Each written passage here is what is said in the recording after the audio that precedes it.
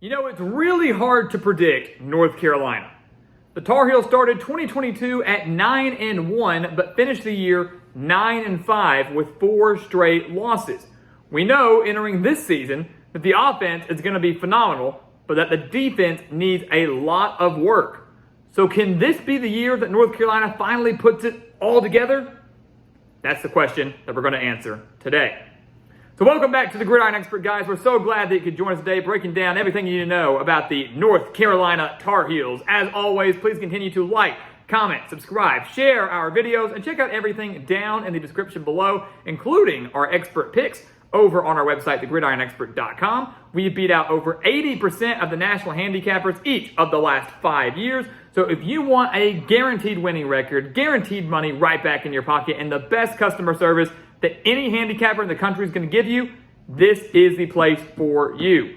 Go sign up today, guys. One of the lowest prices in the country for the guaranteed best picks in the country. Check out our Patreon account as well for exclusive college football content year-round. Become a member of that Patreon wall of fame. And send us some gear. We'd love to get some UNC gear represented in our background. Send us some gear to that mailing address down in the description below, as we're trying to represent as many teams as possible in every single Gridiron Expert video. So North Carolina, guys, wins the Coastal last year, starts off 9-1. People thought, hey, maybe if they finish 11-1 and win the ACC championship, playoff, maybe? Don't even worry about it. That loss to Georgia Tech ruined everything, and they ultimately collapsed down the stretch, despite still making the ACC championship game. And you take a look at what they've got this year. You know, Mack Brown's got a squad that can contend for an ACC title. There's no doubt about it. But there's a lot of things they've got to fix. Offensively, they should be fine, right? Averaged nearly 35 points per game. They returned 9 starters, none more important than Drake May, one of the best quarterbacks in the country this year, after throwing for over 4,300 yards and accounting for 45 total touchdowns in 2022. He was the leading rusher for the Tar Heels as well, 698 rushing yards, but they also have Elijah Green and Amarion Hampton returning as well. So, you know, hopefully Drake May won't have to rely solely on his legs this year, or as much on his legs this year, we should say. Got a talented running back core to back him up. They do lose their top 2 wide receivers, guys that accounted for 18 of the 38 passing touchdowns for UNC last year, but they do add Nate McCollum from Georgia Tech. They do add Devontae Walker from Kent State, who had 921 yards last year with the Golden Flashes. And of course, they have their big tight end, Bryson Nesbitt, 507 reception yards last year. Really shouldn't see much of a drop-off in production passing-wise for Drake May. Defensively, though, we know that's where North Carolina needs to work, right? That was the running joke, I felt like, of 2022 was, God, UNC's defense is horrible. It is so bad. They allowed 30.8 points per game, 437 yards per game. Even the worst offenses in the country, you could bank on having a pretty big day offensively against this UNC defense. But this year, they should take a step forward, right? 6 of their top 7 tacklers are back, led by Cedric Gray and Power Eccles at linebacker. There's only 1 starter back in the secondary, which for me is a concern after giving up 270 passing yards per game. But honestly, guys, you look at it this year, with 8 starters back total defensively, it's one of those things where it's like, they can't get much worse, right? You know, knock on wood, you don't want to say that and have it be true, but really, it can't get much worse defensively for UNC, and hopefully it could translate to a few more wins for them this year in what's a pretty loaded and competitive ACC that, again, is no longer having divisions. There's no weak, wide-open Coastal for UNC to win. If they want to play for a title, they got to finish in the top 2. You take a look at the schedule, it might be tough to do that. They unfortunately draw Clemson on their schedule this year, but they do avoid Florida State, so arguably the top 2 teams in the ACC. UNC only draws 1 of them. But they open the year up against South Carolina in Charlotte. And this is an interesting game, right? You know, a little bit of a rivalry game. Last met in Charlotte in the 2021 Mayo Bowl, which South Carolina won convincingly. But this is going to be one of the best games of week 1. We're just a few weeks away from it, right? Spencer Rattler at quarterback versus Drake May at quarterback. One of the best quarterback battles that you won't just see in week 1, but that you'll see all year long. But ultimately, guys, I'm going to give South Carolina the edge in this game. I know UNC fans are going to hate me for that. But right now, I have a lot more faith in South Carolina's secondary than I do in North Carolina's. In a battle between 2 great quarterbacks and 2 great passing attacks, I'm going to pick a team in which I think the defense can step up and slow it down the most. To me, that is South Carolina's, that is Shane Beamer's squad. Spencer Rattler also has Antoine Wells, one of the top wide receivers in the SEC, at his disposal, the leading wide receiver for the Gamecocks last year. That's huge for him, continuity-wise, compared to Drake May, whose only continuity wide receiver that he has, or tight end that he has, is Bryson Nesbitt. Going to deal with some new pieces there. South Carolina and Shane Beamer continue to impress, and I think they find a way to snag this win over North Carolina. UNC 0-1, but I'll go ahead and make them 2-1. I do think they bounce back and win their next two games over App State and Minnesota. The App State game last year was phenomenal, one of the best games of the year. UNC won 63-61. The two teams combined for over 1,200 yards of offense. But App State is dealing with a new quarterback. They only have 4 starters back on defense. And I think it's a great opportunity for North Carolina to bounce back and maybe flex their muscles and get some confidence at least on that defensive side of the ball, especially if they struggle a little bit against Spencer Rattler in South Carolina. Minnesota, kind of the same deal here, right? Minnesota's got a great coach in PJ Fleck, got a pretty solid offense with Ethan Kaliak-Manis, the Greek gunslinger. So another intriguing quarterback battle here. But I believe that UNC significantly owns the offensive edge. And it's one that I think, as the game goes on, will wear down that strong Minnesota defense. I think if UNC can step up a little bit defensively, force a couple quick 3-and-outs, force a couple turnovers, that defense for Minnesota is going to get worn down pretty quickly as they struggle to face a North Carolina offense that will be one of the better offenses the Golden Gophers see all year long. Home field advantage tacked on top of that. I like North Carolina to get the win, a quality win too, over Minnesota. They're 2-1 and then conference play, where it's all made, right? And they start conference play on the road at Pittsburgh. And many would say, whoa, North Carolina won 42-24 last year over the Panthers. This should be an easy win for them. And I'm going to say no. No, it was kind of a tale of one quarter last year for Pittsburgh and UNC. The Panthers were actually beating North Carolina 24-14 before they woke up. The Tar Heels did.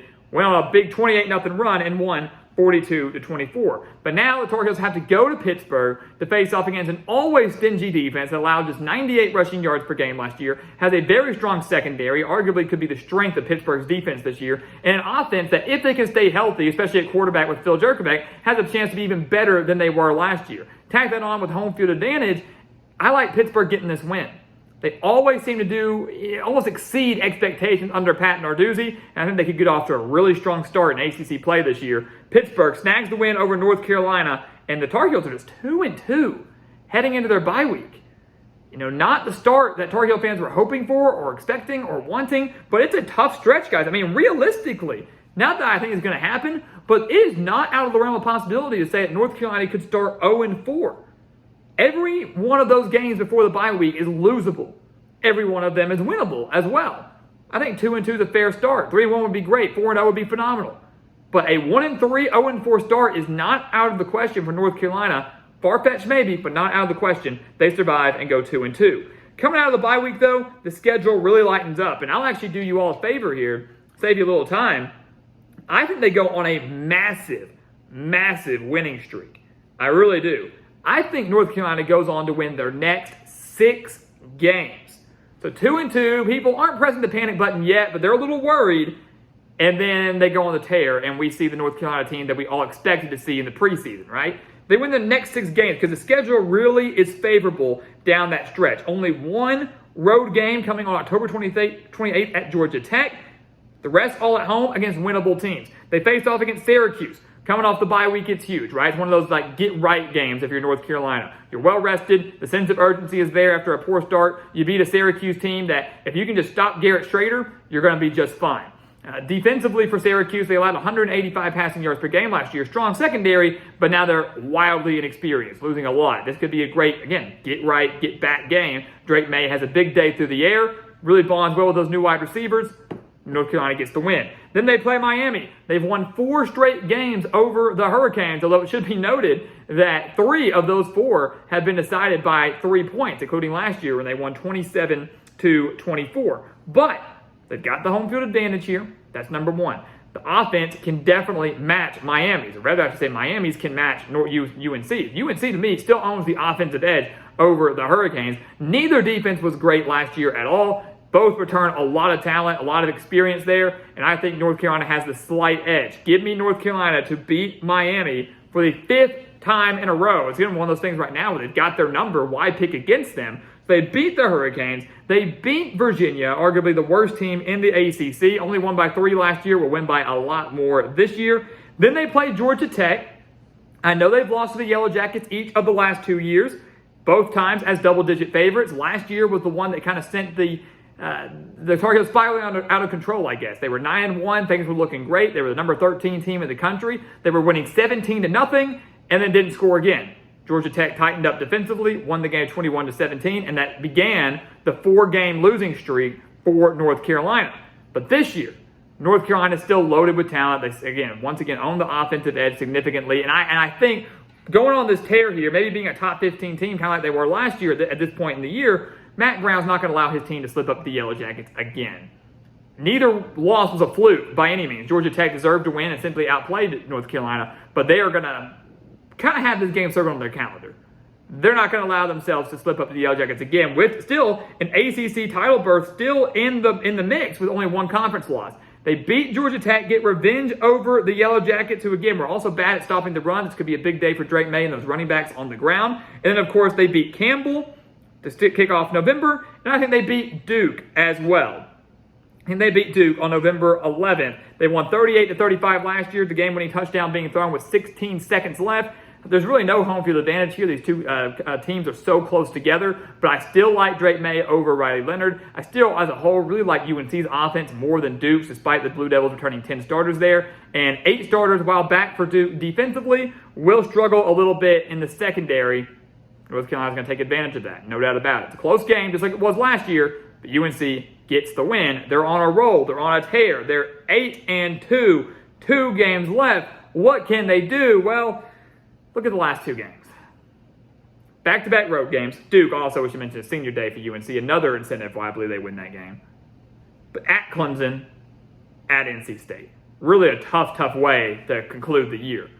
I think we can all agree they're not going to beat Clemson. They lost 39-10 in the ACC championship game last year. They were -3 in the turnover margin. This is one of those games where up until this point, North Carolina's offense is rolling, and then they go into Death Valley, where Clemson's lost like 14 times in the last 15 years, and they're going to face one of the best defenses in the country, and they're going to shut them down, just like Clemson did last year in that championship game.